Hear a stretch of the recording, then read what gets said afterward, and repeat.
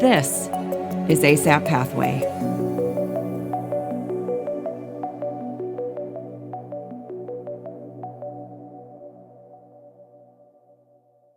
Hi, everybody. Welcome to another episode of ASAP Pathway, the podcast. I'm really excited. This is a new season for us too. And what better way to start season 4 than with my two guests today. And I'm honored to have my partner, Dr. Michelle. Hi. Hi, Oh, Michelle. hello again. Hi, Stacy. Hi, Hi, everyone.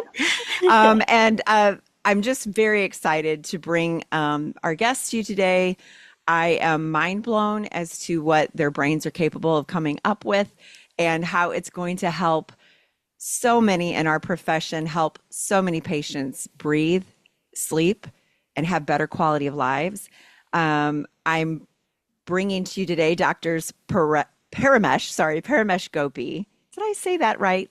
Perfect. Okay, I just You're didn't want to. awesome. Yes. You got it. Okay, perfect. And also Dr. Bryant Lin. Welcome. Fantastic. Thanks for having us. Good Thanks. morning and welcome. Thanks And for being here. welcome to the podcast. I love it. Welcome. Yeah. Well, I was mean, it great. is the new seasons. It's There so you go. awesome. It is season 4, and I can't even believe I'm saying that. I started this thinking, I don't know how long I want to do this. I'm like, I love this. This is just, it's been a lot of fun. And I get to meet people like you guys. So I'm going to dive in and introduce you to. We have a lot to talk about. Who knows, we might need a part 2 because as we were talking today, new things are rolling out.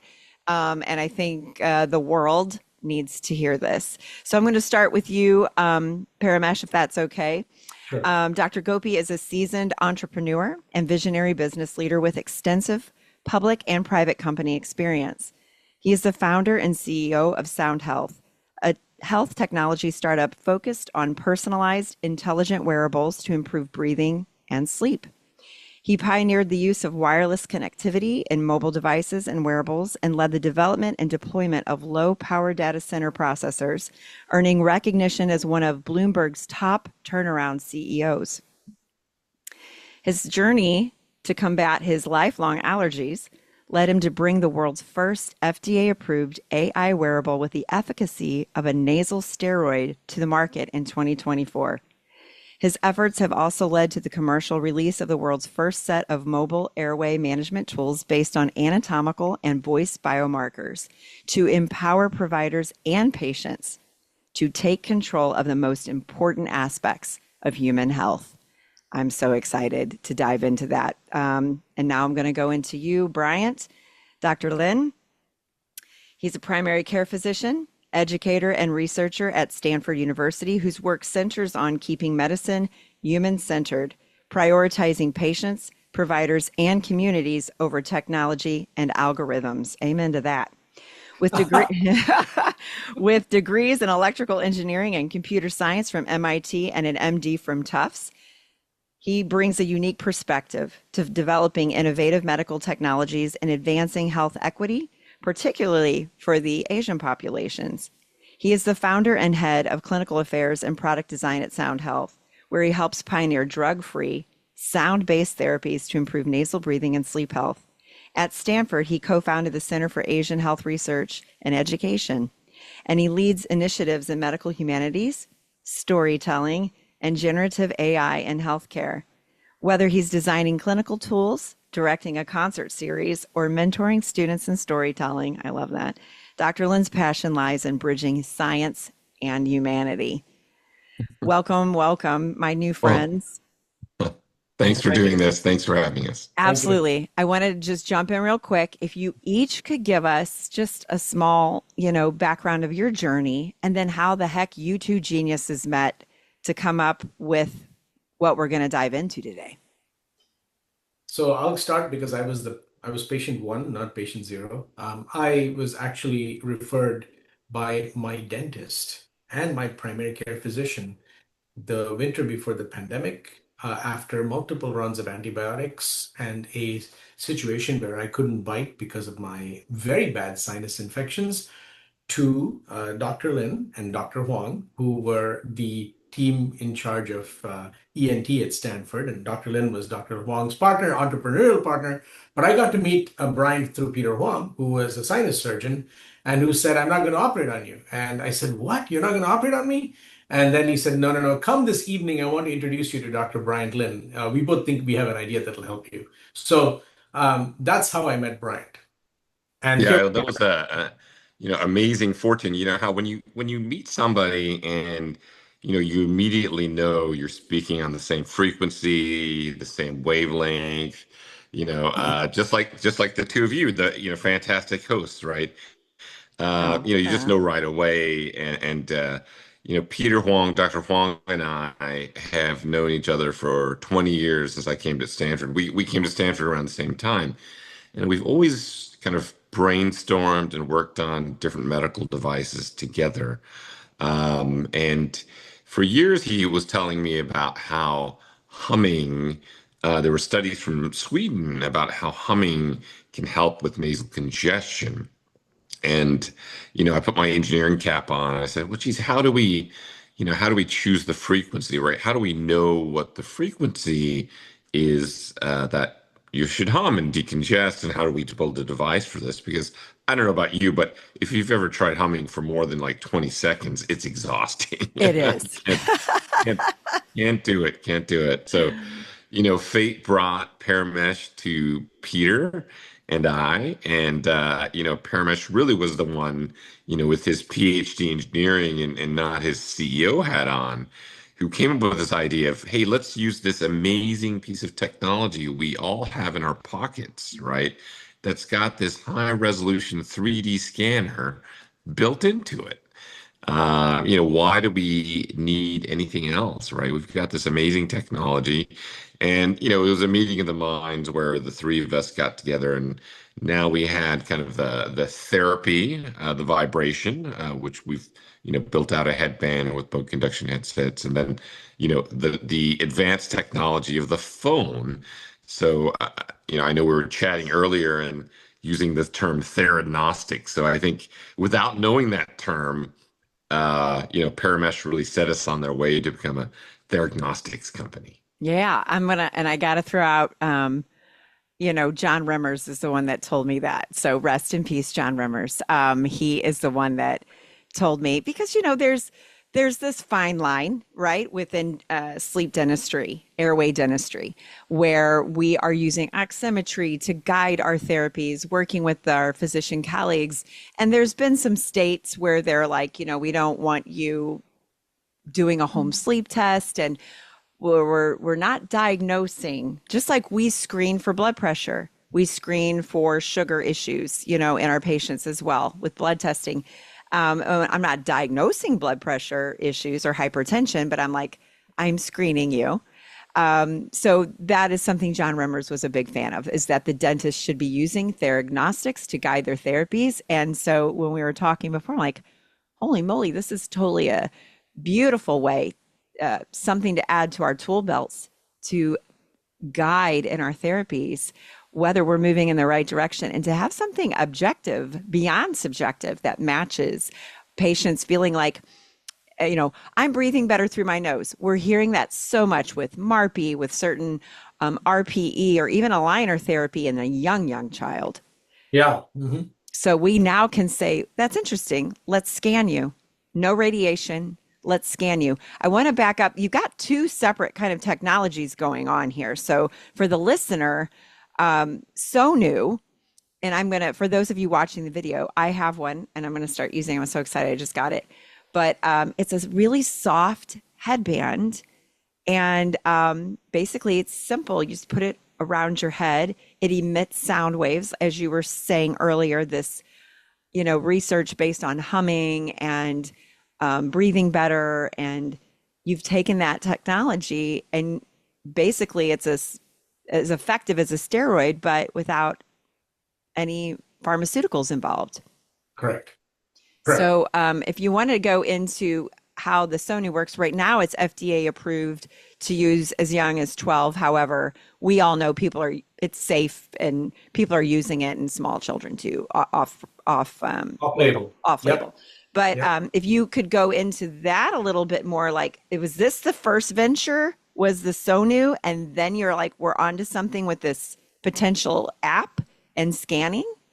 Yeah. So I think, Brian, feel free to interrupt any moment. Oh, Okay. I just before you get started, Parrish, I just wanted to thank you both as a primary care doc. We love all the work you guys do in screening. It's amazing. It's so helpful. We're all in it for, helping the patient, right? Helping the patient feel better, help the patient live a healthier, happier life, and to do what they want to do, right? Right. The patients don't want to be in there, in our offices, and they don't want to do all this stuff. They want to, they want to be out there having picnics and playing tennis and going on vacation. So, I just wanted to thank you all, and thank your audience for all that you do, to help everyone, to help our community. Yeah, the Sono just kind of one thing led to another, and really Paramesh, was the one who was a great observer and capture of, geez, well, these people have this problem. Let's help them solve it. Mm. And so, we were on our way. But yeah, go ahead, Paramesh. I was going to say that, when I have to go back and tell you a story, because when I first met Peter and Bryant, they had my CTs. So and by the way, I'm an inherent skeptic, although I practice meditation and yoga and all this stuff. I keep them in two buckets. One is what I call the not the unseen science bucket that I don't know, but seems to work for me. Yes. It's functionally beautiful and good. The other is, here's my metrics, here's my data, etc. I would say that when Peter talked to me about humming, I'm like, come on. I know this is, yeah, it won't work, right? And he goes, well, try it, but I want you to try it at these frequencies. And I think Bryant had come up with this idea of resonance. And this is the most beautiful part. If you're going to transfer energy into any cavity, you guys know this, you look at drills, you look at all this other stuff that you're working with. Resonance is key because it lets you transfer the maximum amount of energy into a physical cavity. It's like singing it's like, you've seen the wine glass, you can move your Yeah. feet around it, and if you do it long enough, you can make the glass shatter. It'll vibrate. So one of the things that I was most impressed by was they gave me the tools to understand the effect of resonance with respect to my own anatomy and my sinus cavities. So the reason Sonu came about was that I said, well, I don't want, Peter's like, I'm not going to operate on you. And I said, well, what are we going to do? Dude, you're the last guy on the ladder, right? You're the rhinologist, the head of Stanford Sinus Center. And he said, well, you're going to come back to me 6 months from now, and you're going to say that I didn't solve your problem. Mm. Mm. And there you go. So Brian and him said, we want you to try this for a week. And actually I had toothbrushes underneath my palate to make sure that I could vibrate the sinuses at certain frequencies.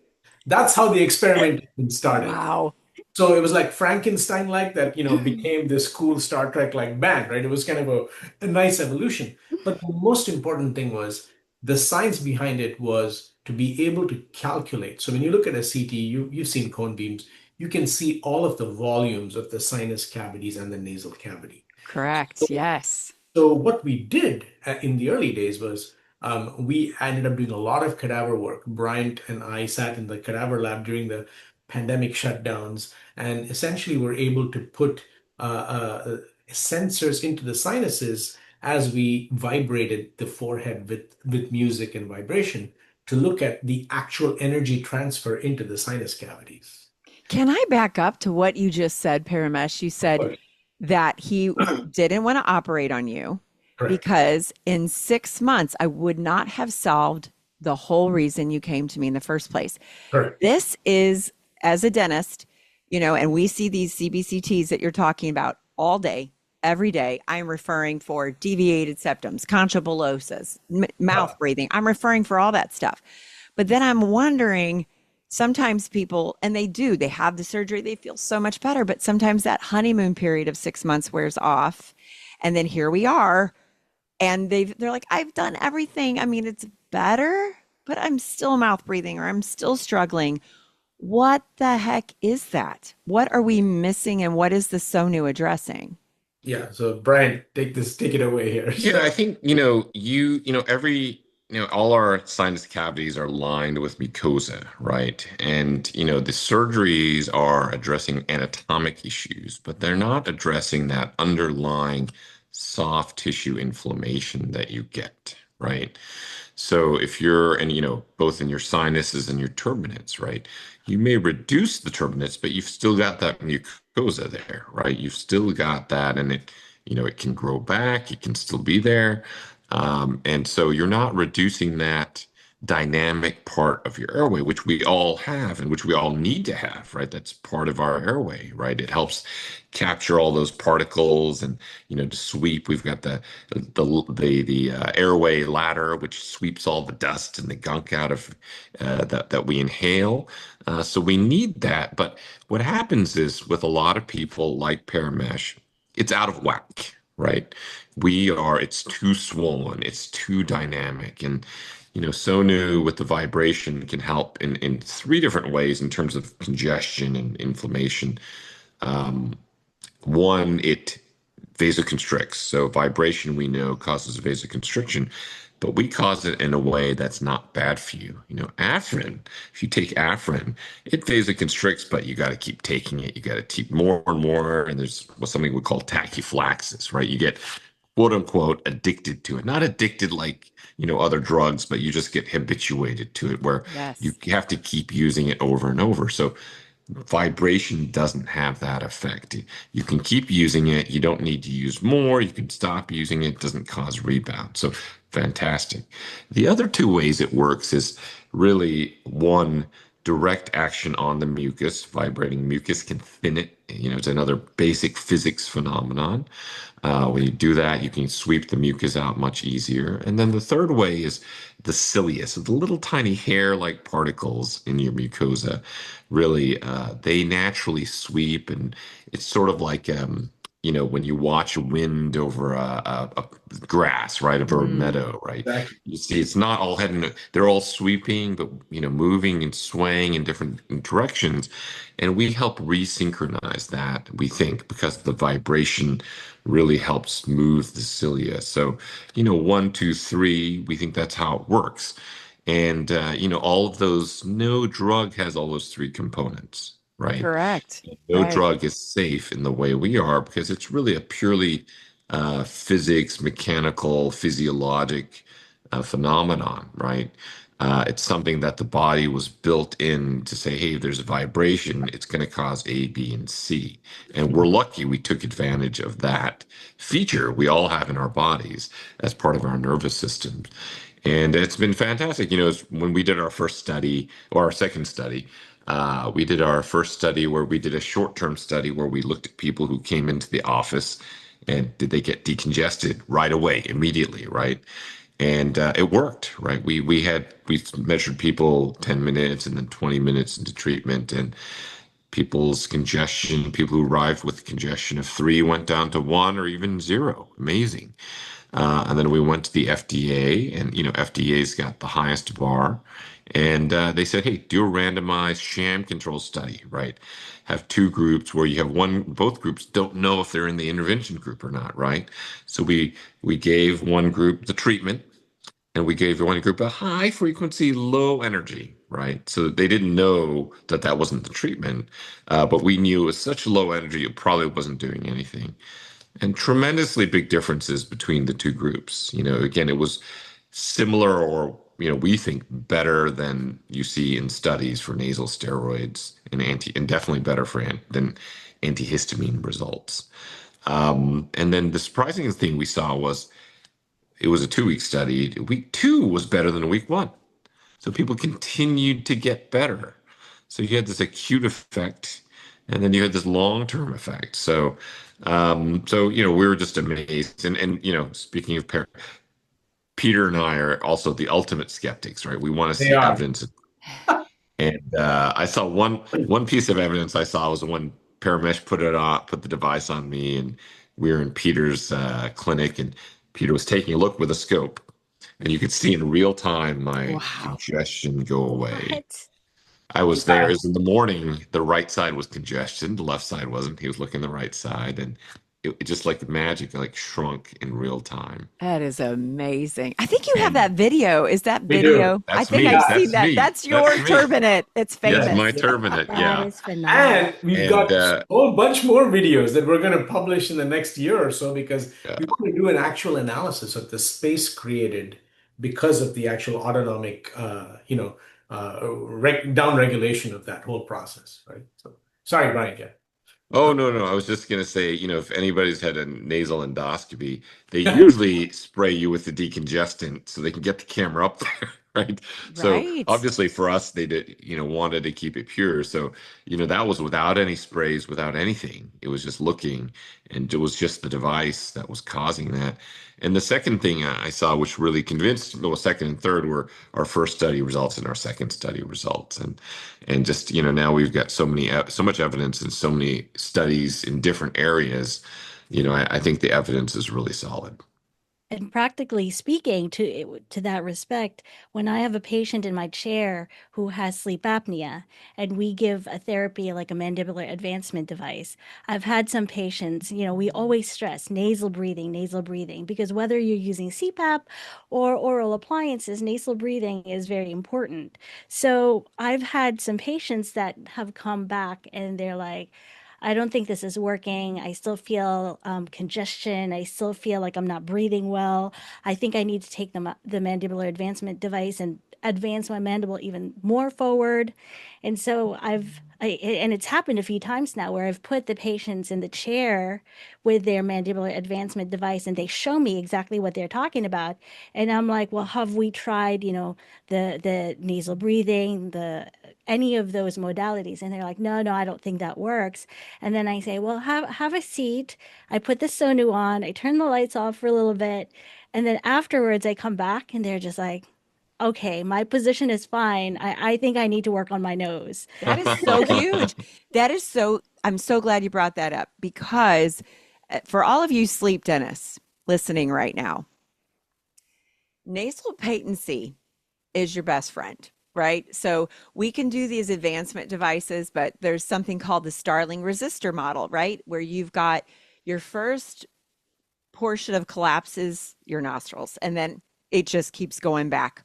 And yeah, we're in the whole oropharynx, but there's a nasopharynx component. You've got all these different components.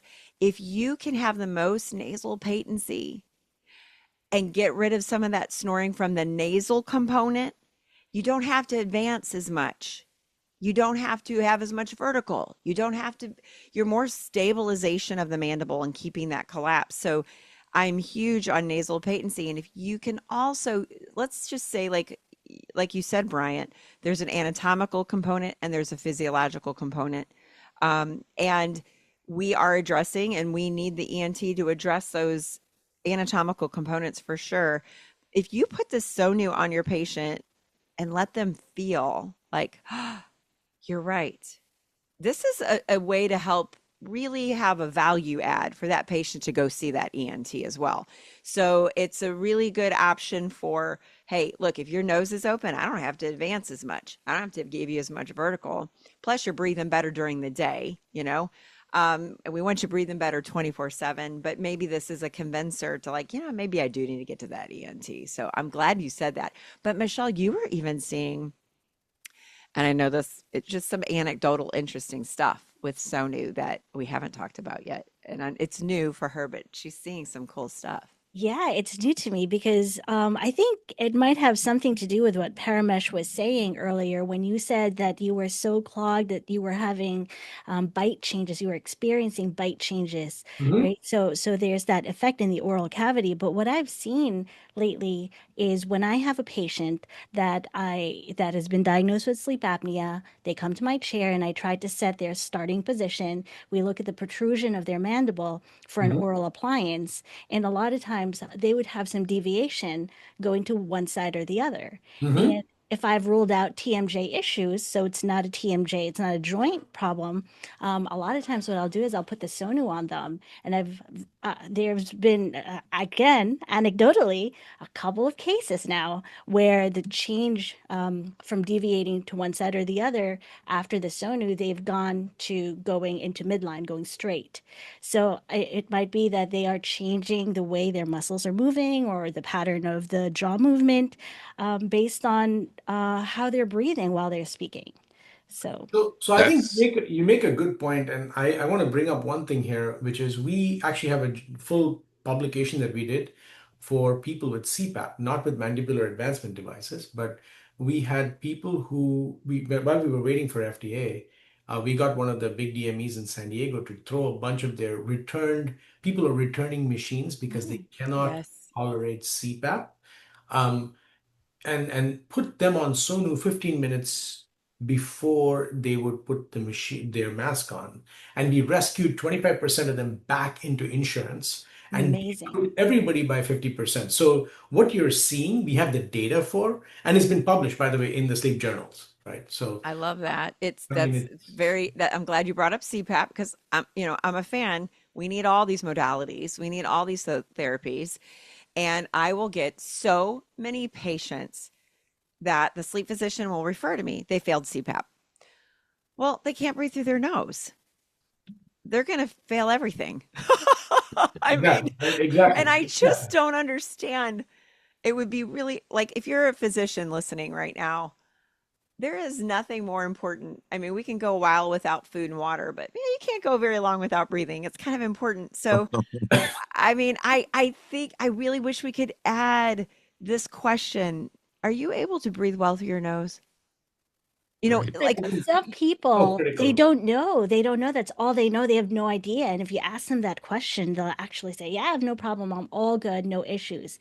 And then that's where I find that that screening tool with ooh, Sonu is so helpful because then, they have the camera in front of them. It's their own control. They're controlling everything. It's something familiar to them. So Exactly. they're not so suspicious. And then they speak, and then they have this score, and then they're Yeah, like, "Whoa, well, what?" let's dive into that. That's a whole other technology beyond the nasal decongestion. Here we go. yes. Let's go into So that technology. So I think, one of the things that we always get asked for, and we are working very hard to do, is to show people, you have CGMs for blood For sugar. diabetes, yeah. Yeah, yeah.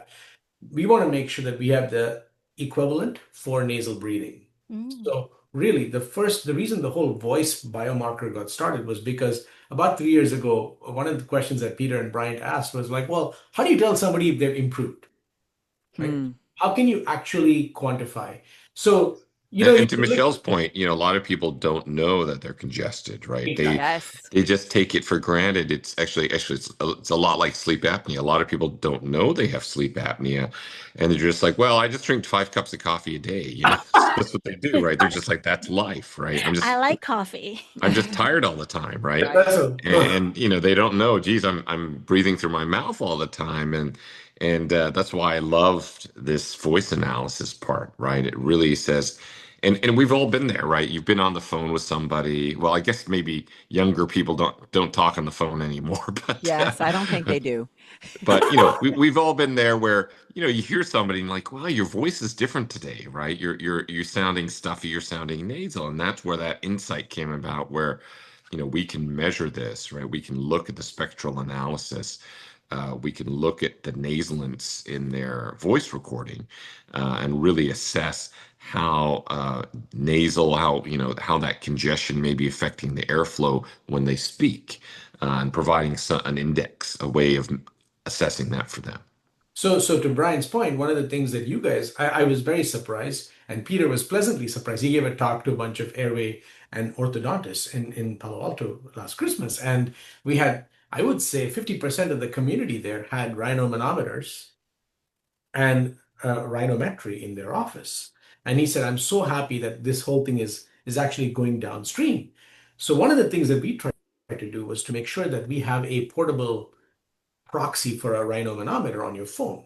And the way it works, and we're going to do a bunch of videos with Eric and his team because they've done such an amazing job educating people on this, at least the people that go to them, was when you speak, speech language pathologists who are your partners in this whole journey, the myofunctional community, forever have used a tool called Nasalence. And Nasalence tells me whether I sound like this or whether I sound like that. In the day, they had two sets of mics and they had a separator. So you look like Darth Vader. You'd basically have a little separator here and you'd have mics here and mic here.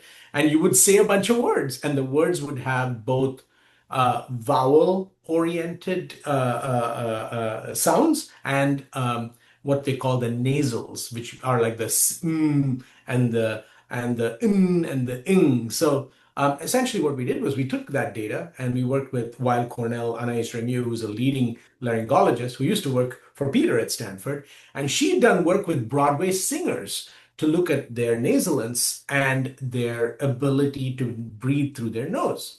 So we leveraged a whole bunch of data and data science. So gave you one sentence that the Broadway singers use on your phone. And that can tell us to within 80% accuracy of your nasal flow. What percentage of flow is coming out of your nose, or how open is your nasal cavity versus your oral cavity, right? So we had a girl with adenoids 3 weeks ago, and Eric just used the app and he goes, "Oh my God, you can just see the flow is so diminished. You don't need to go through that big rhinomanometry step until you're ready to treat." So coming back to your earlier question, Stacy, was the tool. The tools are now voice and imaging. So when you have both those, you have an anatomical, real-time physiological marker, and you have something that's basically an image to correlate with, right? So it's a very powerful set of tools. So this is an app that will be available on people's phones. And correct me if I'm wrong, you're making this free, accessible to anyone. Yeah, the screening is completely free. Absolutely. Yeah. We call it Sonu Check, right? Sonu Check. Yeah. When is this coming? Is it out now officially, or are you beta testing still? Yeah, we are in beta testing with 50 practices nationwide, dental practices and medical practices. In fact, Dr. Robson Capasso, who's a sleep surgeon at Stanford, Bryant, Robson wants to use this with every patient that comes in for sleep surgery, right? So beautiful. Because the goal here is the data gets more and more and more accurate as you do more work, right? And so with the AI tools that we put together here, you all are going to be at the front end of the arrow to screen people. And imagine Eric Phelps wants to do this at scale at elementary schools. He said, "Paramesh, I see so many kids coming to me. I think you both have said this many, many times in this podcast, and kids can't wait, right?" So he said, "You got to catch them early, because otherwise we lose the opportunity for a lifetime of better health." Right? Well, these schools are seeing behavioral issues in these children who are lacking sleep, and they could really be policing this. And if there was an app that said, "Hey, we need to get this kiddo to a doctor," and let a parent know, like maybe some of these reasons that little Johnny's in the principal's office every other day is he is exhausted, oppositional. He can't sleep. He can't breathe. He has brain fog. I mean, we know there's all these cognitive executive function issues with lack of sleep, fragmented sleep. Okay, back to the app because I'm so excited about it. This app is a great screening tool, but what's so cool from a provider perspective is you guys are able to almost get basically, it looks like almost like a CBCT within 10% error of a full cone beam without radiation. Correct. And then the patient can screen. Yep. They can determine whether or not there could be some issues with breathing. It guides them potentially to a provider that can then take that data and come up with information that now we can use for who do we get this person to, what kind of treatment modalities. We could even potentially extract a Ceph analysis from this. Absolutely. Yeah. This is so amazing. I was gonna suggest I was gonna walk. There's kind of 3 objectives that we built this on: screen, monitor, and treat. So those are the 3, and I put them in order because the treatment part, you guys are going to do that. Whatever you decide, again, we want to give the power, then with data science, we want to put the power in your hands to guide the treatment path. Sonu could be part of it, but we don't require that. The app is the app. For the monitoring part, we want you all to have the ability to have, for the first 3 months, if you're doing any type of system of palatal expansion, we want you to have the ability to get, it's basically two voice scans a week and one facial scan a week. So imagine for the first 3 months, you're able to chart the course anatomically and physiologically of your patient and show them all of the data in an airway report. So I believe, at least me being a guy who lives in Silicon Valley, I look at all my data, and it's so funny. It doesn't matter if I go for a walk in the night with the dog with Sonu. You know what gets me up to going to do that is the freaking data, right? So I'm such a data mirror guy, right? That I think we want to give people the ability to take that data and really make that a positive reinforcer to go do what you need to do. So whether it's you're doing aligners, whether you're doing your half a turn, palate expander, we want to be able to show people the half a millimeter change around their nose in 2 weeks. And, put a marker on that and your voice, and, you will sound different. We know you're going to sound different. So that's the goal. Well, I love this because it is taking, well, I love so many aspects of this, but it is finally raising awareness. We're getting a tool in patients' hands. And look, the pharmaceutical companies figured this out a long time ago. If you go straight to the public and you start saying, hey, you might have a problem and you need to go to your doctor and ask them if XYZ is for you. I think if we educate the public and get this into their hands and raise awareness, because a lot of times, like Michelle and I will attest to this, just like we were saying earlier, they don't even realize that they have a nasal congestion. You're almost trying to convince somebody they have a problem in the first place. So if they're coming to you already educated and saying, I have an issue, can you help? Michelle, you wanted to say something. Yeah, I was just going to say that we already know there are a lot of parents looking for something, right? There are a lot of parents that are already aware that there might be an issue. They just don't know where to look. And I attribute this quote to you. This is the best quote.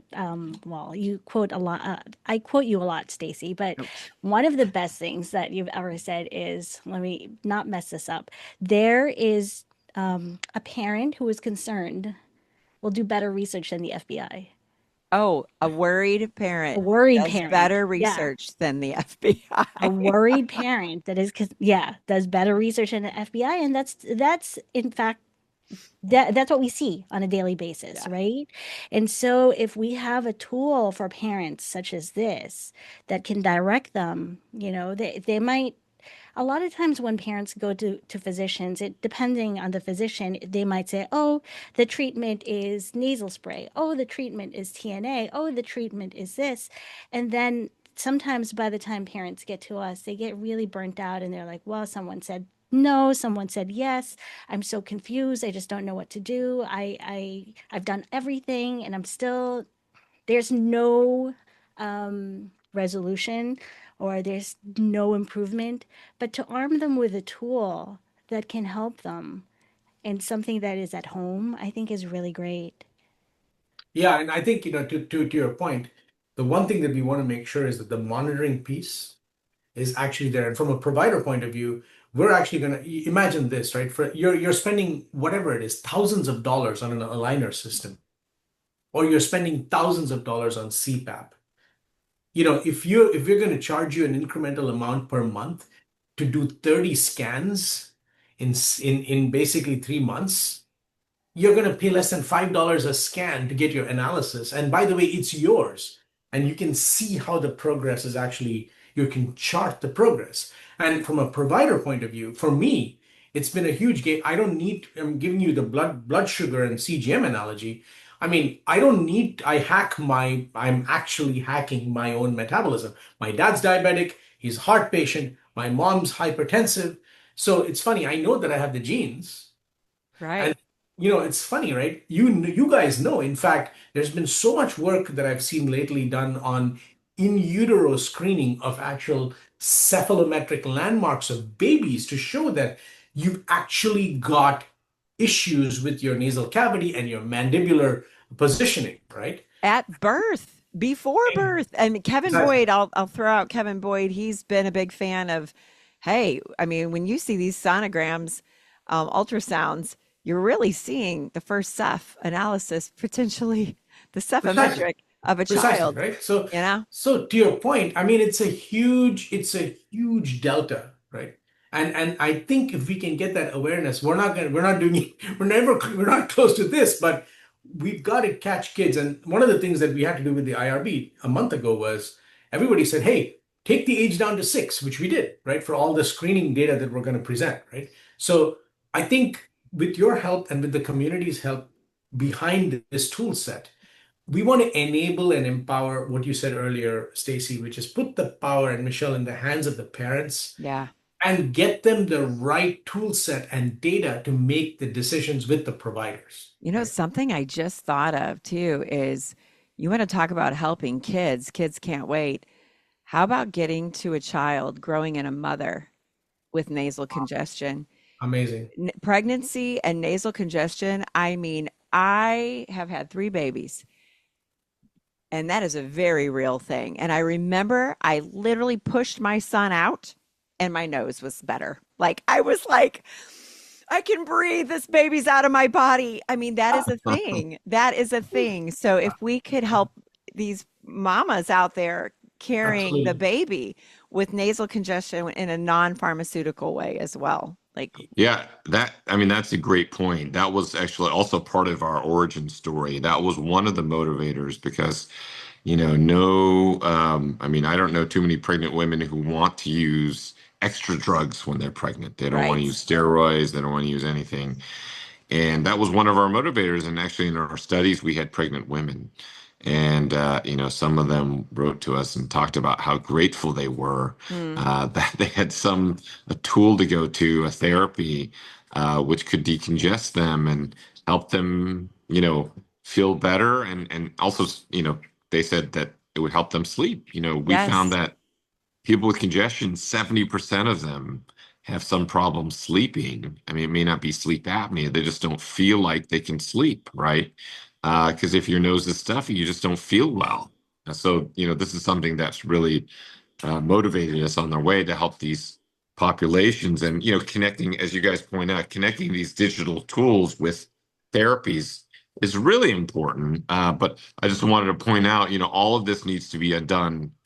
The therapy and everything is great, but we love this partnership with providers, with doctors and dentists, and airway specialists, because we want it to be under the guidance of experts like you and your community, right? That's where we want that to be because we want them to end up with the guidance and not be confused. Michelle, you talked about, people come to you and they're going to you for a reason for your expertise. So we want them to really get to you guys and Exactly. to be guided on what to do with all your skill and experience.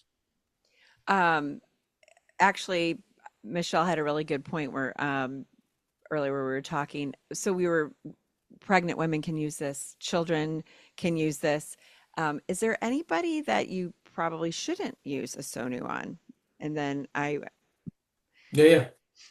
Brian, go ahead. Yeah, I knew. So yeah, we when we did our study, we actually had very few exclusion criteria. So this is our study we got for FDA approval. So, we don't recommend it for anybody who's had recent head and neck surgery, like ENT, like cranial surgery, things like that.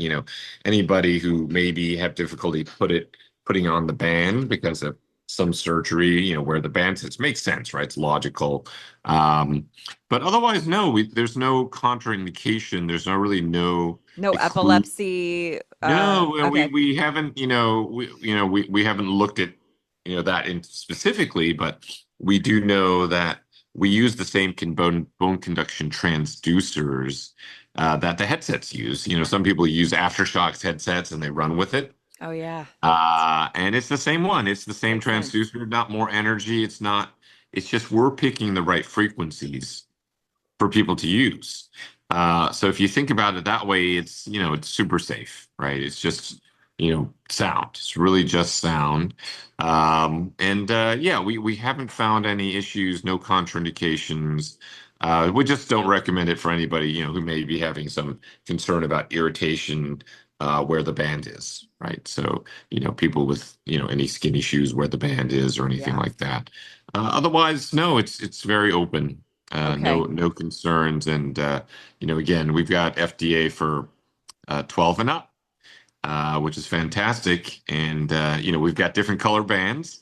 If you don't like the black band, you can get the gray band.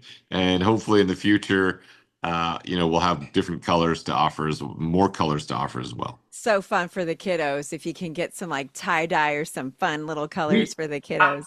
absolutely. So on our list is a list of characters and a list of Oh, colors. Oh, So that's so as cute. as we go down the age range, which we plan to do in the next year or so, we definitely want to do that. I do want to say something else because I will give you guys, since you guys are the first ones we're talking to on a formal podcast.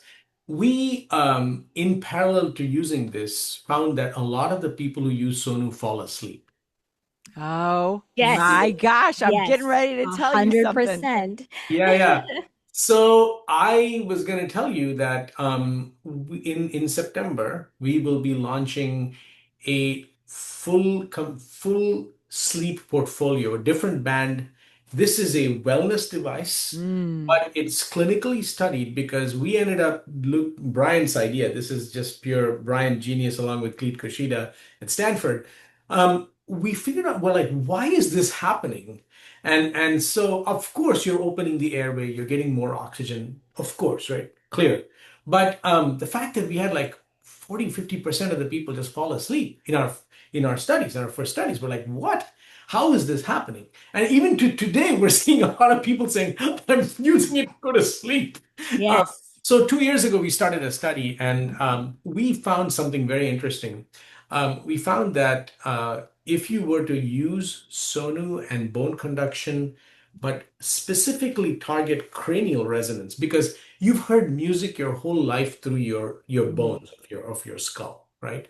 Um, we now have we have the cephalometric data for your whole cranial cavity. So we came up with this cool idea, and this is Brian's, I would say his brainchild, because you've heard that binaural stimulation for audio forever. Headphone people have used it to put people to sleep.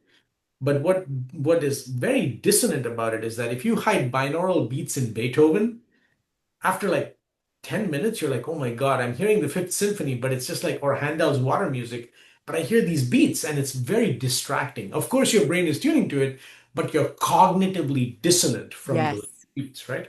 So the idea that we had was if you have bone, and bone is the fastest vibration conductor in the body, more than air, then you can remove the dissonance of the binaural stimulation because you're conducting it through two bony transducers. And we just published our results were published we dropped we got people who entered this study last year were 25 people who were graded as being insomniacs on a standard ISI scale, which is what Audrey and Cleet use. And we dropped half of them after 45 minutes of using the band every night out of insomnia thresholds. So It's funny that you're bringing this up because before I said this to Michelle, I go, this vibration, it's interesting because I bought a technology last year to help with sleep and it's a vibration technology. And I'm wondering if this could help even like with vagal nerve stimulation and down regulating the autonomic Yep. nervous system. And that's what we're doing. And That's we were you talking were about that. you were prescient about it, and so we're taking that. And by the way, if you talk to Peter Huang and Brian in all of the work that we're doing now, most of it is we actually now understand that the effect is autonomic. We're actually stimulating the supraorbital nerves and the sphenopalatine ganglion, which is a branch of the vagus nerve, to downregulate all of that stuff. oh my gosh, While I love it. while we're in training the brain waves to help you get down to that theta sleep. So Mm, yeah, it doesn't cost sedation. So this is one thing I just want to make clear, right? It's not like, drugs where you feel groggy and sleepy. It's not like that. We don't want to make sure that we're not scaring anybody away. Think, oh, I put it on and I'm going to be groggy. correct. It just No. helps you have a natural sleep. And so, it's that relaxing spa-like experience. It's funny when we first tested this out on a group of doctors, one of them said, God, this is relaxing. You could shut off the lights and I'll just like I can just relax and like feel like I'm at a day at the spa. And I mean, that's part of it too. It's not just the science and the autonomic modulation and the brainwave entrainment. It's really that relaxing experience, and it helps you just kind of melt away to sleep with no side effects, no problem. And our goal is to really make sure you get a good night's sleep, right? We're trying to get that sleep quality out there for everyone. Yes. And And so that that's called spatial sleep. It'll be a completely different product line. Ooh. And we'd love to have you guys try it out on your patients and you can play with it. Oh, yes. That is So so excited. cool. Brian, what you were saying about patients falling asleep and calming down and saying, "Oh, this is like a spa. I'm so relaxed." That's what we heard all the time from our patients. And as dentists, we have a very special appreciation for calm patients in our dental chair Hmm. because they walk into our office and their blood pressure shoots up. They see the white coat, it shoots up even more. They see the dental chair with all our tools and everything else, and it's sky high. We see them in the dental chair and we put the Sonu on and we leave. And then we put the topical and then we leave a little bit with the Sonu on. We give them the anesthetic with the Sonu on. They're super calm. So it's one of the things that I've started using in my practice in that manner Mm. because everybody was starting to tell me, I'm so relaxed here. You I'm guys so are onto relaxed. something with this down-regulating nervous system with dental offices. I mean, I used Yes, Alpha I'm Stim for telling you, years, but dental yeah, offices. I use Alpha Stim to call my patients to get the alpha waves going. Yeah. But there are people I cannot use that on. Yeah. So this is very exciting. I think you guys are just going to keep going and going. And I know Paramesh, you've got to go soon. But I wanted to wrap up with my three questions Of before you course. go. And I don't know if I told you this, Bryant, but I asked just three random questions that really have nothing to do with what we were just talking about. Um, but first, I want to say thank you guys both for joining us today. And I am so flippin' excited to see what is coming. I think you guys are going to change the quality of life. And as a dentist, you're going to change my quality of life working on less anxious patients, I think, too. So, number one, I'll start with you, Bryant. What is your ideal breakfast? I think it's a cup of coffee and usually like a pastry, like an almond croissant. That But does. not always. I can't do the pastry every day. So that's the ideal kind of That's your ideal ideal, yes. cup of coffee. Are you Otherwise, black coffee or you like something in it? I used to be black coffee, but as I get older, the reflex catches up with me. So now it's with some milk. Yeah. A little bit of milk. What about you, Paramesh? I have to have at least a espresso macchiato or a cappuccino in the morning. I'm one of these guys that it's just I went to Hawaii and Brian, I got a Pico Presso and a grinder. So wherever I went, I could grind my beans, right? So I absolutely need a good espresso. And by the way, for me, the morning, ideally, I can't do it all the time because of my health, but New York bagel with New York water. Oh, yes. New York water. Oh, Yeah, yes. They because import New York water, you yeah, know. they in LA where I grew up.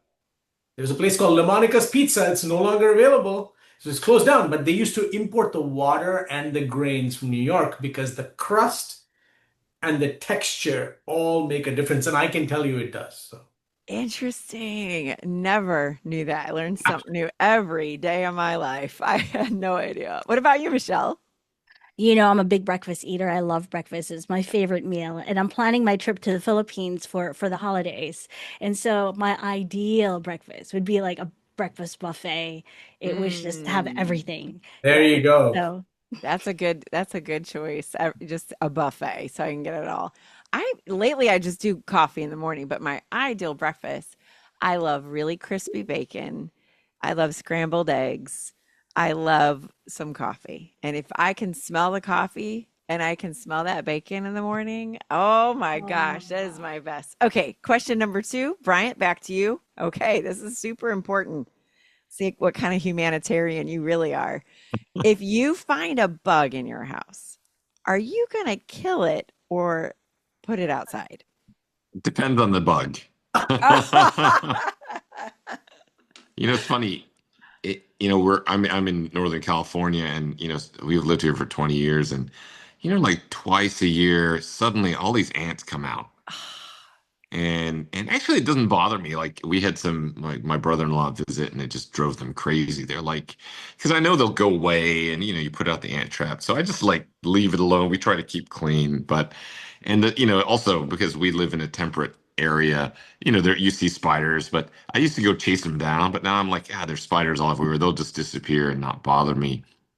But other bugs like flies, the flies are annoying. I will try to kill it or chase it chase it out of the door, right? Sometimes it's Yes. easier actually but then another one flies in. So Yeah, it that's so depends on the true. bug. Okay, Yeah. that's literally was my morning yesterday was I was trying to set a fly free and I got it in a cup because I'm a big like set the bug free kind of person. And then but then another one flew right in. And I was like, oh, Yeah. that worked out. Well, Yeah. okay, anyway, Paramesh, what about you? So we're all vegan, vegetarian, and big animal lovers in our family. Get a load of this though. Neither me or my wife can tolerate a lot of flies, so we either push them out with big fans, or worst case, we'll swat them. But we try not to. However, my kids, and so there's in our house we have drama of spiders. We have tons of spiders. We live by on a creek, so there's lots of creatures that come in. We found a snake in one of our Oh, pool vents. We Oh, had to that's take it out. So, but generally, we try to keep, how do I say this? Try to keep animals in their habitat. yeah. Yes, So, that's a so fair. just we saw centipedes and millipedes in Hawaii. So my wife took two big glass cups, put them, and we escorted them out of our little condo because Ah. you don't want to kill them. But Yeah, I'm with you. I'm kind of like that. So it sounds like you guys try to scoot them out of your house if you can. But sometimes I just am stepping on something too. Michelle, what about you? I do like to put it out, put them outside, take them out of where I need to be. But I agree with Brian. There are two things that I absolutely hate. Being married to Rich, who is an environmental guy, invasive species here in New Jersey. So the spotted lanternflies. Oh, oh, yeah, yeah, yeah, Ah, yeah. oh, it's They're when What they're is all huge. over the that? What place. is that? Uh, What is a you're supposed to Look spotted it stomp up. on them, right? lantern? If you see Spotted. them. Yeah, Yeah. yeah. You're supposed to like just crush them and What just are they? because they kill our yeah, Oh so my they gosh. destroy vegetation. So, and native vegetation. So we gotta get rid of them. Yeah, and they're now But and they're not native to the US, so we can get uh, rid of them. Yeah. but mosquitoes love me, so I hate them. Because everybody will have no mosquito bites and I have 20, right? So when there's a mosquito in the That's me vicinity, too. I'll be sitting next, and then I'll be the one bitten and nobody else is bitten. yes, we yes, like it's sweet like people. What can I say? it's a Oh, person that's right. That's it's a right. personal thing. So I am known as the mosquito hunter because if there is a mosquito in the vicinity, I will find it and kill it. Oh my gosh. I've got to look up this spotted lanternfly. Okay, last question. How would you spend a rainy day, Oh, Brian? I'm all about reading. I'm all about sitting there and having a book and reading, and maybe with a cup of coffee, or if it's later, maybe a cup of tea. I love that. Oh, what about you, Parmesh? I think it used to be reading until I became part of the ADD generation, binge watching Bosch or a cool show, right? Yeah. But reading first. I would split my time. Morning novel with lots of coffee and good espresso, and then afternoon just I'm a big TV guy when it comes to certain shows. I don't watch everything, but yeah, With the rain falling in the background. of That is course, the of course. best. The Oh, and I best. would I would end with going out in the rain. I love rain, by the way, so it's really cool. Really? Oh, it's a Beautiful. good way to get grounded, you know? Yes, ma'am, absolutely. Yeah. 100%. The rain adds to that for sure. What Yep. about you, Michelle? I would read, then fall asleep, then wake up and feel bad that I fell asleep, and then I'd go out in the rain and I'd turn the music up and just dance all over the place. There you go. I love There it it. I is. love I it. love it. I mean, I'm kind of a mixture. Like I like to read. I love to hear the rain outside. I love to smell rain, so I'd love to open the window if I can smell that rain. I am a big, I love grounding. I sleep with a grounded pillow every night, so I know that rain adds to that, but I don't want to get my hair wet, so I won't go out in the rain. But I'm with you. A cup of coffee, a blanket, reading, the sounds, the smells. It's a great, It's a great way Awesome. to have a day. Amazing, amazing. Well, thank you guys for joining us. Appreciate you. so And cool. we'll have to have a part 2 when you got more stuff rolled out so we can get more people educated on some amazing, life-changing things that you're bringing to this world. Thank you for being who you guys are and such innovators. Well, thank you both. And, we feel very resonant with you guys. So Oh, thank you. Same. Agreed. Happy Thanks, Happy everybody. Thanks so happy much. Friday, happy weekend. Take care. Happy weekend. Goodbye, everybody. Thank you. This podcast would not be possible without the inspiration of my dad, Daniel Becker, and creative direction and editing from the very talented Jason and Dane Becker, Ben, Lydia, and Judah Walker. To stay connected and keep the conversation going, be sure to subscribe to our podcast and visit our website at asappathway.com. And please remember, the information in this podcast is for educational purposes only. It's not intended to be used as medical advice or to replace your healthcare provider's diagnosis or recommendations.